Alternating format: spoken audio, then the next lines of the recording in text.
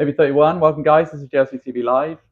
TV Live. This is like an extension of what we brought in. It might have even been a year ago now. So JLC TV was a program that we kind of started just to kind of show a little bit more authenticity about the business. We are if you didn't know, we are a distribution company specializing in tech and predominantly hardware. We don't really focus on the software side of things, although that could be in the future. We are always trying to build new revenues of growth and revenues of revenue streams. So JLC TV we kind of brought on as a kind of way to create a little bit more authenticity. We did a lot of customer visits and we brought the cameras along. You might remember Marshall. Marshall was the guy spearheading it. He's no longer with the business anymore. He moved on. So we didn't want to leave it. We didn't want to leave it behind. So we continued on, this is JLC TV Live now. So this is the kind of live aspect where I'm just here, just talking, and it's a chance for you guys to engage as well. A chance for you to check in and to see, just to ask questions along. Because remember, I've been here with the business for 11 and a half years. The business has grown substantially. As you can see, we are in the warehouse today. This is where we do a lot of the business, where we do the majority of the business for JLC Distribution. We've got a place in the Netherlands as well, but this is where most of the action happens, if not the majority. And I was speaking to my colleagues today, actually.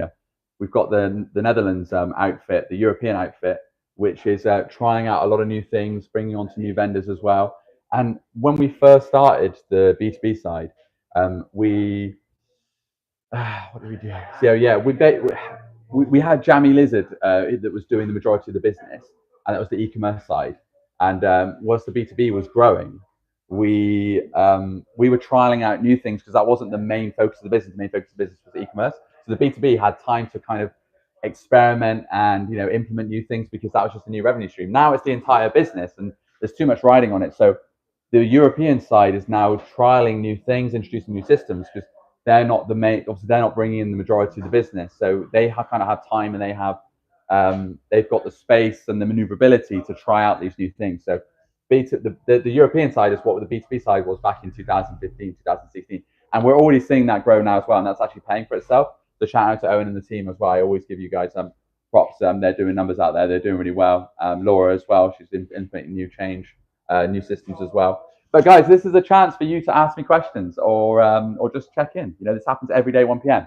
Do we have any questions this time? We do. Fire away. We have a question from Rebecca. Does Jammy Lizard still exist? Jammy Lizard will always remain eternal. It will never die. But Jammy Lizard is a brand. We do own the brand. We do own the trademark. It still is with us.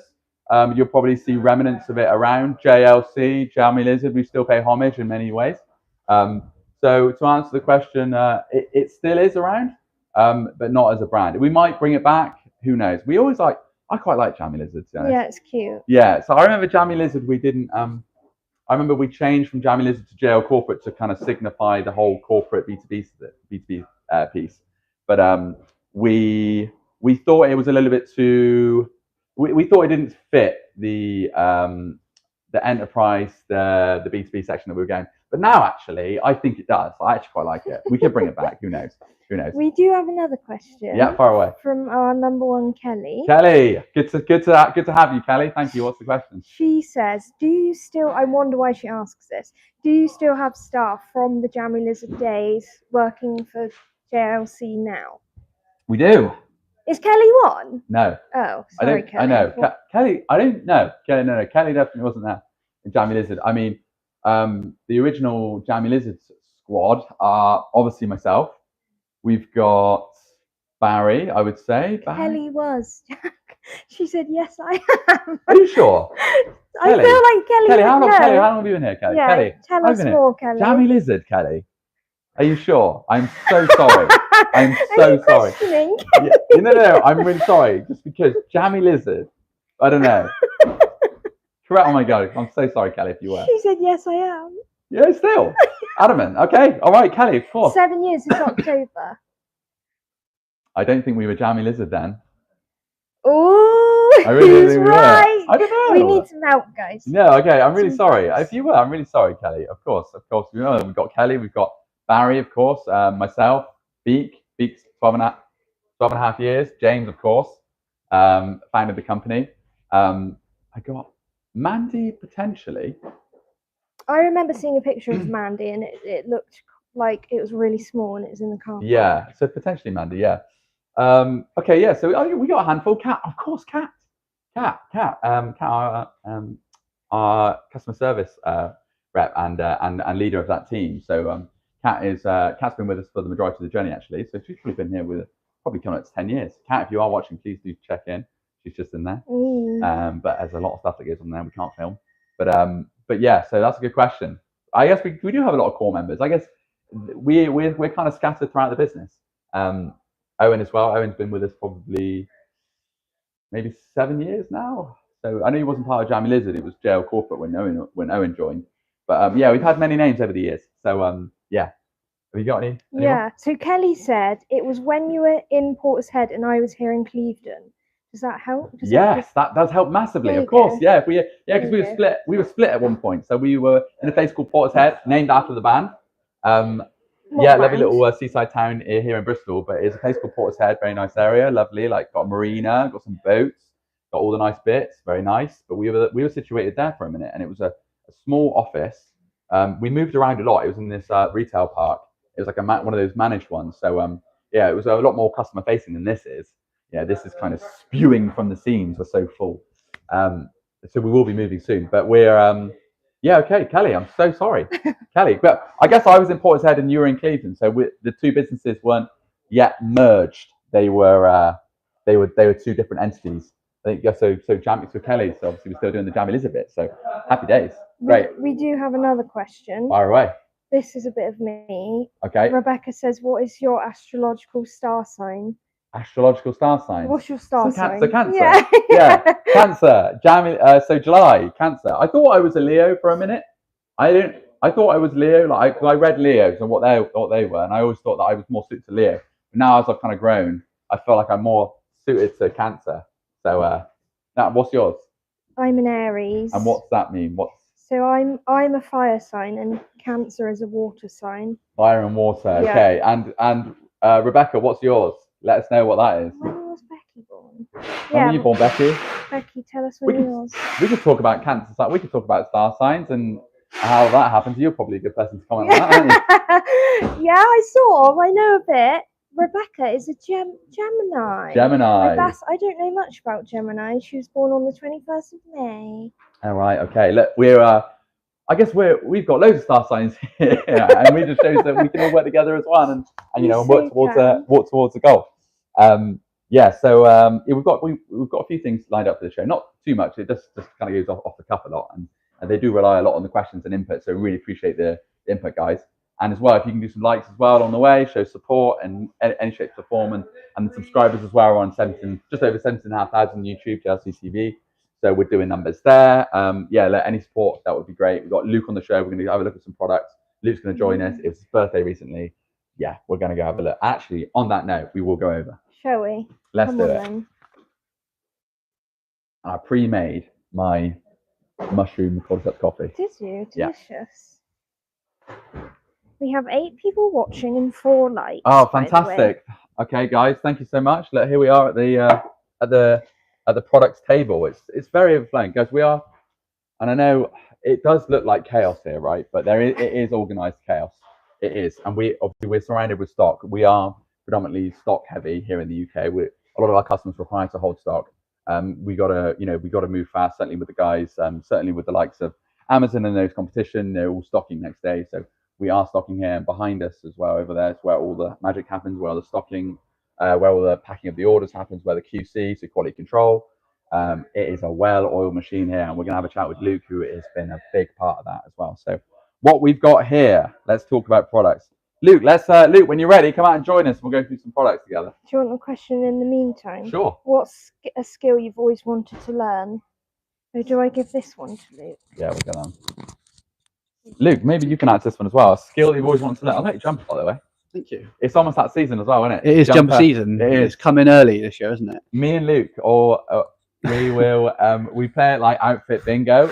Like me and Luke will come in sometimes, and we will like. Usually in the summer. Usually in the summer. It's usually the summer. We look like the guys like from below deck. We look like a couple of sailors, don't we? Yeah, we do. Yeah. And Josh sometimes Yeah. joins in. Josh does as well. Yeah, that one time. Yeah, the one time we all in exactly the same. We had a full house. Me, Josh, and Luke. We all had the same outfit on, all there or thereabouts, same colours. But yeah, loving the jumper, man. It's almost like season. I love the jumper season. Bit of turtleneck. I love a turtleneck. But yeah. All right. Well, anyway, a skill that I would. Yeah. All right. Do you want to take that one? What a skill you'd want to learn? I think learning another language would be a good one, like a main language like Spanish or something like that. Or would be quite cool, but never been bothered to learn. Yeah. Learning another language would be a good one. Yeah. See, I that was going to be mine. I was going to do language, just because it's so useful. Certainly, like in the world of business as well. I guess Spanish as well, because once you learn Spanish, you can. There's other languages that are very similar. I guess once you learn that main language, a lot of it. Again, I don't know, so correct me if I'm wrong here. But once you know one European language, like Spanish, that's like fairly known. Yeah. There's a lot of variations of it, like maybe Italian, and that could lead on to French. It might be similar. Yeah. Because I think, from my understanding, is the UK language is quite difficult. I don't know. I think it. Yeah, it that's is. what people have said. Yeah. Yeah. There were some Korean people I used to live with actually, and they were trying to learn English, and they found it really difficult. Really? They can't say certain sayings, and it was really difficult for them. Yeah. Yeah. So I can imagine that's the only thing I've got to go on. I can imagine it being quite hard to explain, like there, and there. You know, Yeah. like all it could be used in different. Certain scenarios. sounds they struggle to say. Yeah. Yeah, they just don't have it in their like vocabulary. It's quite weird. I remember I was in Thailand for a minute, and they've got like feminine words and like masculine words. Mm-hmm. So like if you were like a male, you'd say it like this way. But if you're a female, you say it this way. Like, that to me is like that goes straight over my head. Yeah. But you know, I guess okay. So yeah, I would learn. So German for me, definitely. I've said that before on the show, and I think Nikki, James's mum, actually commented on the show. So she's held me accountable, and I kind of that's always in the back of my head now. I said I was going to do it, and I told Owen, actually, head of European sales, I was going to learn German. So I'm sure I'm going to be held accountable there. I just wouldn't know where to start. I think, is it like Waterstones or Rose Stones or something, or that learning site? I never heard of that. I've heard of Waterstones, the bookshop. That's it. Waterstones, the bookshop. I don't know. Yeah. Okay. The app. I mean, I feel like I'm on my phone enough.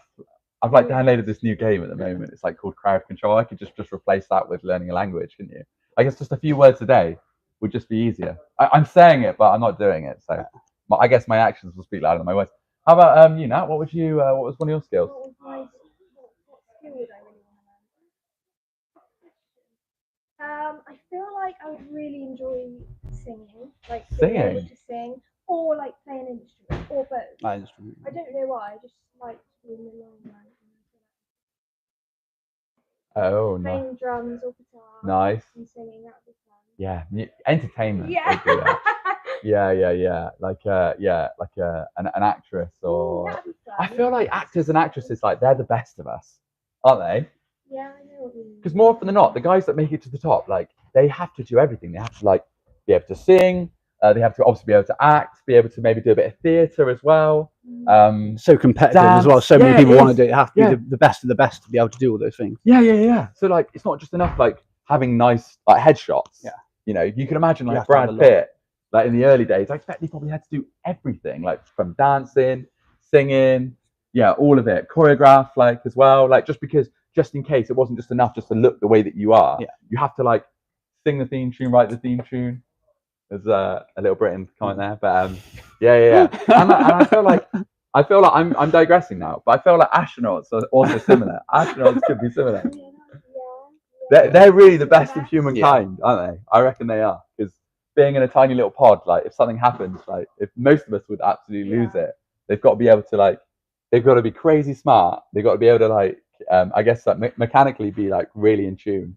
I feel like astronauts are the best of us as well. Do you have a favourite actor? That's really tough, isn't it? Do you have one? Not off the top of my head. Okay, so I don't know why, but I always like Nicolas Cage. I feel like I grew up with Nicolas Cage. I feel like that Gone in 60 Seconds film was just like, I loved it, but I just thought it was the epitome of cool. where he plays. I'm not sure. Have you seen it? No. So he plays this like ex like it's like a crime guy, right? He's just a bit like petty thieves, and he puts together like a team of like the best carjackers in the world, and like his brother's been like abducted, and it's like this mob boss who wants them to come back into the life. It's like a classic. It's been told 1,000 times, but they get Nick Cage to come in, and they've got a list of cars they've got to take in one night, and it's like it's impossible, right? It's impossible, but it's like I know guys, and it's like they go around and they recruit all of these like really slick criminals, and they've just got the soundtrack is just really cool, and I just remember that film. But yeah, obviously Nick Cage probably for me just been a legacy one. You'll come through. Of course, guys, it is 1 p.m. This happens every day, and we are going to see people going for lunch, so it does happen. Big man. Here he is, Joel, Yeah. the big man. the okay big man. Yeah, I don't know. Have you thought of one? I don't know. I'd say for the amount of films, like quality films, Leonardo DiCaprio's been in a lot of good Yes. films. He's been in a lot. Yeah, he's a good, very good actor. Yeah, he is. You're judging it on how many like top films there are. I'd say here he is. That's about as much as we'll get out of Joel. Actually, just a little thumbs up. And actually, he's gone for the day now. I think he's leaving, isn't he? He's got like after a dog. Kelly said National Treasure with Nicholas. Yeah, yeah. Such a like underrated film. A lot of his films are just and I think he played one recently where he just played himself. With Pascal, is it? Pedro Pascal, yeah.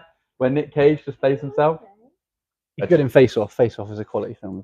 With John Travolta. John Travolta, yeah. So Leonardo DiCaprio definitely up there. I mean, a lot of this. I mean, with these in it, I just think if I was to break it down into director as well, Quentin Tarantino, he has like his list of actors and actresses are just on point, and you'll often see that all of his films have the same guys. Yeah. Like Guy Ritchie as well. Guy Ritchie, like he casts some serious actors and actresses. How about you? Do you have a favourite one? I don't have like a favourite actor, but I really enjoy like the Simon Pegg and Nick Frost like duo. What's that? Oh, Simon, of course, yeah. Yeah. I wouldn't say they're like my favourite actors, but I just really like their relationship and how it translates into film. Yeah, I agree. That is cool. You've got Hot Fuzz, Yeah. Shaun of the Dead.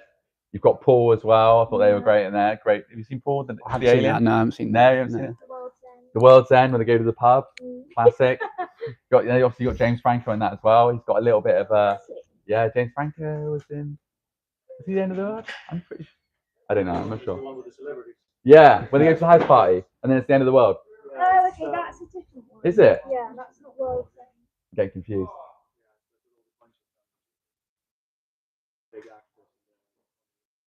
Yeah. Yeah. It's pretty good. I feel like Channing Tatum can play a diverse role. Like he's funny.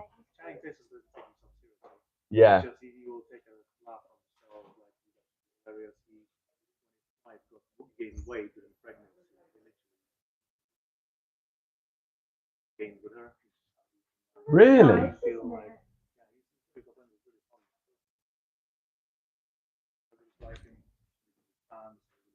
Yeah. I feel like that's your number one. I feel like you're number one fan. Yeah, passionate. Yeah. Yeah. Murray as well. Yeah. Oh yeah, Bill Murray. Yeah. Bill Murray once went in a restaurant like a couple that were eating chips and I Bill Murray thing.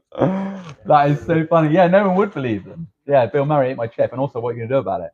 You know, you probably have a word with the restaurant, maybe. I don't know. Any more questions? If not, it's okay. We do have one. Do the staff have uniform?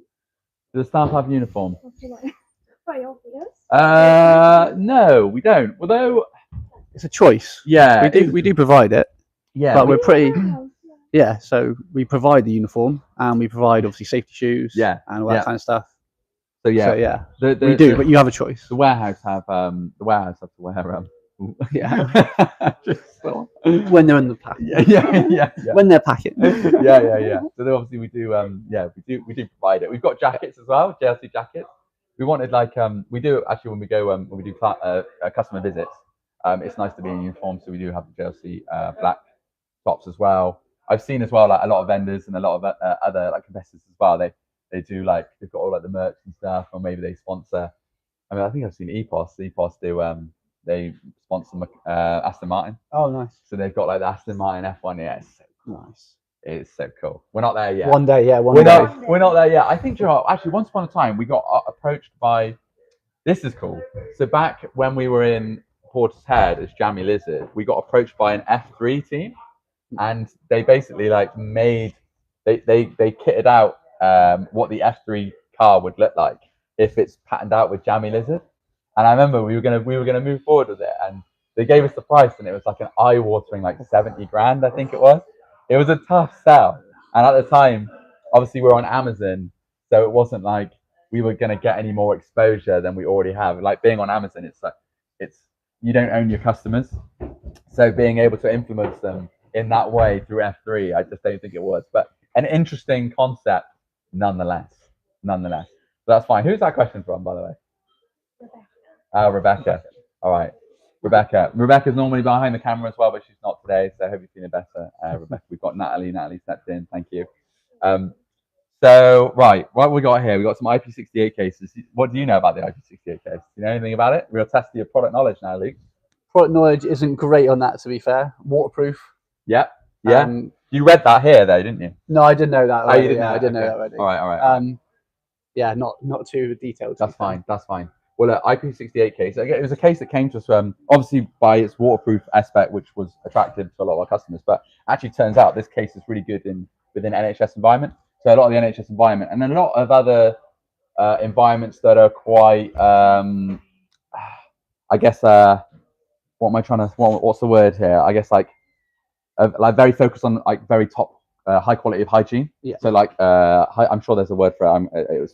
It's gone to me at the moment, but easily wipeable down to like you can wipe down these cases. They pass infection control. So we provided a load of samples to a lot of NHS outfits, and actually it passed. So we managed to we basically got behind this case, and now we do it for most of the smart devices. So all your Apples, your Samsungs, some of the Motorola's, a few of the other kind of niche products as well. We do the IP68 case for, depending on where the product ends up. So yeah, it's just one of our most successful products, really. The IP68 case came to us by accident, and actually it's still with us to this day. A lot of the products that come in here, we get sent loads from our suppliers over in China, and this is the one that managed to stick, and we've done some really good numbers with it. Do a lot of branding with it as well. So definitely one of the more popular ones. Any other? Yeah, we have a question for Luke actually. Yeah. What has been the best thing you've achieved professionally at JLC? What question? Ooh, that is a really good question. I think probably processes have been able to track exactly what we're doing. So firstly, when I first arrived at JLC, I remember I started the first few weeks trying to get a grip of what was going on, and no one could really provide me with the numbers about what we were kind of doing, what the processes were in terms of stock location, how do you keep track of certain things. I'd probably say process implementation, and basically organization of keeping control of things. So it's quite a broad spectrum of that, but I'd probably say that, because now what we've put in, me and the team, is we've got all these sort of things we can monitor, and then I can report to the board exactly where we're at as an operation, whereas previously I wouldn't. When I first started, I don't know how they would have had the scope to do that. So I'd probably say that. Great answer. I agree. I guess as well, because I guess you came quite late into the business's life, right? So we'd already established quite a significant output. So to kind of work backwards and make sense of all of that must have been quite a feat. It was. I always remember the first stock take. James said, "You're in charge of this first stock take," and I was like, "We don't have any locations on our products, so that's going to be really difficult." So it's 4,000 products to count. So how are we going to do it? So then it was really good sort of challenge to sort of do. So what we did with all the guys, when we went around and counted, we painstakingly wrote down every location, and then painstakingly updated it all to unleash. So now we have 99.9% of products in a location, so anyone can find them. Yeah. Whereas when we first started, it was just everywhere, backwards. Yeah, it really was. But I said the business was working and functioning well, making lots of money. even before that. So it was weird to kind of come in and have to sort of backtrack stuff. Yeah. Because if it ain't broke, don't fix it. But also, like, we needed, if we wanted to truly scale in the way that we wanted to, we needed that to happen. That's it. And again, it's like the numbers. Like we need to know how much we've increased from the previous year. So with this stock take, we know we've got 27% more products than the previous year. Previously, that's a really important fact to know how big we're growing, to know how long we've got left in this warehouse. Because if we keep growing by 27%, we're going to go bang eventually. So we need to then know that. Then leads us on to products we have to then recycle, get rid of. If we're bringing in, say, iPhone 16, a new product coming out, what we're going to get rid of. So we're going to look at the old iPhone range, like 5, 6, 7, and things that aren't selling like that. So all those numbers all tie in to be able to sort of, it talks to each other basically. Okay, interesting. All right, nice. Yeah. And so the next warehouse for us, then obviously we're looking at maybe moving next year. Yeah, potentially. Yeah. Potentially. What does that look like? So at the moment, this warehouse with the offices is, I think, 5,000 square feet. I think probably something along the lines of like 7,000 square feet would 7,000. Square feet would be probably be enough, because obviously we need a few more seats for new salespeople coming in. So obviously sales goes first, and then operations catches up behind. Yeah. And probably just a little bit more warehouse space. But as I said, with the work that Arthur's done this year, has done a really good job in the last few months of condensing all the stock down. Bought us more time. Bought us more time. So it's just my job to obviously report how long we kind of got left and make sure we're maximising the space while we are in this smaller warehouse. How long do you think we've got left? To be honest, it all depends on how brutal we are with stock that hasn't sold. So we have got stock we've had sat here. We sell like 1 or 2 a year for like 2 years, so it like barely moves, and we've had it in a box, taking up valuable space. So if we're absolutely brutal and cut things down, I'd probably say we could stay here beyond next year. If we were brutal and cut a load of stuff that we didn't. It might be worth having those harsh conversations, maybe, and just try and look at ways of getting rid of stock. And actually, if we've got anyone that's watching this as well, if you've got any ideas, or obviously there are always businesses out there that will take stock off your hands. It's just being able to do it in a way that is obviously financially viable for us. And a lot of people that they want something for nothing. So we have a lot of companies that, like liquidity companies, approach us, for example, looking just for non-moving stock. But if it's not got like an EAN, like it's not got like a manufacturer part number that they can look online and they can see like an RRP, it's hard for them to gauge the price.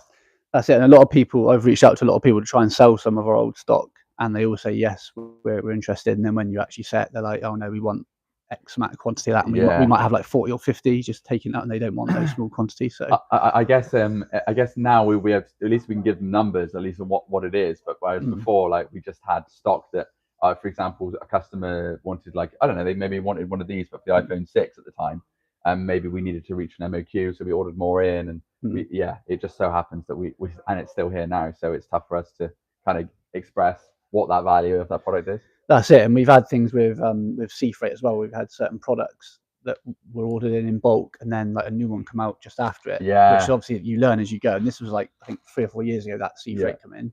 So we had to clear that at a little bit of a loss. And then obviously we learn moving forwards, right? Yeah, we need to kind of taper down and just maybe do a bit more market research. That's so true. That's so true. I mean, it's like such an obvious one as well, but these manufacturers, I mean, it's periodic, the devices that come out every year, isn't it? Like, we know when they're going to be released, so we just need to do a little bit more. I think we need to do more research, and actually might be more. I guess it will probably stem into it potentially its own department. Once upon a time, I actually read something the other day. So Dyson, the Dyson, right? They spend, I think it's like 30% of their revenue goes on product. It might even be something even like a higher number than that. It might be 80%. It might be. It's high. I know that. A lot of their money goes on product development. So product development, they're constantly making new products and doing patents for. They've probably got they've probably got cars in the wing, just ready to go. They'll buy the molds, they'll do everything ready for it to release the market, but they won't. And they'll wait on it, and they'll sit on it, and they'll wait for the market to be ready for that type of product. They're constantly, because they're thinking, right, we're here for the long term, because it's easy to be reactive as a business and like, right, okay, we've got those orders coming in, and let's get some stock in because we're going to get all those orders. But actually, to really think 2 or 3 steps ahead and think, and that's kind of what you alluded to there. We need to kind of predict. I know it's tough for us to do that because we can't make anything or bring anything in if we don't know what the device is going to be and what it's going to look like. But if we try and do like a little bit more like product development in that area, I think we could be a lot more strategic as a distributor. yeah, that's it. And as I said, for me in managing space, we know the iPhone 16 is going to come out, so to be able to stock that properly on a shelf, we don't just want it on the floor. We want it to be able to be in a place where people can easily pick and locate it. We have to make room somehow. So what other products can have to go in that aisle? So it's constantly recycling, like the product life cycle. Yeah. And just making sure that when that does come in, we've got a spot for it. Yeah. Okay. Nice. And analysing the sales trends just to see where we're at. Yeah. The data. The data, which again is actually on to the next thing. I mean, for me, data is it's something that we've not really picked up on too much. I mean, we have got data, but it's just sieving through it and trying to make sense of it. Yeah. Like we have lots of data, and we use a system called Unleashed as well, which is it's been a groundbreaking a bit of software for us. But I think there's more data to correlate, and I think Laura as well. Laura's doing a great job over in the Netherlands, trying to sift through that data and trying to be a bit more strategic with it as well. So, but like I said, we do the core of the business here. So we're trying to move, and we're trying to support that business and that growing venture in the Netherlands as well. But obviously, while still doing the job, while still trying to fulfill all orders to all of our partners. So for us to like experiment with different systems, it could potentially be quite catastrophic. If we bring in a new system that doesn't work for whatever reason. So we've got to be really careful with it. So yeah, it's tough. Anything else? There's a lovely question for both of you. What's on the menu for lunch? Okay. I think you know. Oh yeah. What's that? What's Luke got? Go on, Luke. What have you got? Obviously there's a tub of lentils in there. Yeah, there's lentils, there's roast chicken. My whole lunch? Go on. The whole lunch and nothing but the nuts, lunch. seeds, berries, temper, avocado. Temper? What's that? Yeah, so it's fermented soy. What's that? Like tofu? Yeah, it's tofu, but wow. Yeah, hard for longer, fermented tofu basically. That's so good for you, isn't it? It is so good for you. Mine's not that. Mine is I just do a pasta bake. Yeah. And what else? Just pasta bake, to be honest. I literally just wolf that down. Like I'm actually finding it quite difficult to like structure my days at the moment, because like the first morning I'm like preparing for this and psyching myself up for this. And then whilst obviously doing the day job as well, obviously I look after a lot of the resellers here in the UK and in Germany as well. So so I don't really have much time. Obviously I wolf it down after this, and then I'm back on it again. 2:30 is power hour, so it's like an hour that we carve out every day where we try and make ourselves uncomfortable and try and have new conversations with people that you haven't spoke with or people we haven't spoke with in a while. So yeah. Do you know what you go? I was eating my desk, just snacky things. I guess but you've got to be fair, you probably do it quite well. You like eat little and often though, right? Well, I fast till I start at 12, so I don't eat anything all morning and then eat from 12, like snack throughout the afternoon. Wow. And then when do you stop? 8 o'clock at night. Wow. So do you have a full blown meal when you get home, or is that snacky bits then? Yeah, like an evening meal. Meal. Yeah, and a little snack. I don't have that kind of relationship with food, man. I'll be honest. Like I don't. Like for me, like if I could just like, it sounds bad, but if I could just have a pill, right, and that would be my food, like all my calories, I would just have that. That's it. I was saying this to Jamie earlier. Actually, it sounds stupid, but I eat for function. Like food is for function, so I just eat it and get on with it. Do you? Yeah, that's why I can eat like bland things. Yeah, fair play. Yeah, see, that's a lot of people have an emotional attachment to food. Yeah, but it's like you just eat it to like perform what you need to do and then carry on. Yeah. I eat it so I can live. And that sounds a bit weird. Like no, I said, I do enjoy myself. Yeah. I don't just eat that the whole time. Yeah. No, it's all right. Sounds like you don't need to explain yourself. It's all good. Like we're all different patterns, we're all human beings. We're evolving on this. How about you now? What have you got for food? Yeah. I have something that I found in my freezer. Oh. So you're looking at me like mysterious. I think it's pasta. Okay. You think? It is pasta. I just don't know the flavour. So it's a surprise. A mystery. A mystery. Okay. I've got so I've got my pasta bake. I've got some crisps. It's just pretty basic things really. To be honest. I got my lunchbox. So I'll bring that in, and I guess we'll try and find some time for later on today. Nice. But if we've got no other questions, might call it there, I reckon. Yeah. Luke, thanks for being on the nice show. One. Mate. Thank you. Always. You appreciate it. Cheers. And that as well. Thank you as well Thanks, for coming. And we will see you tomorrow at 1 p.m. guys. Thank you.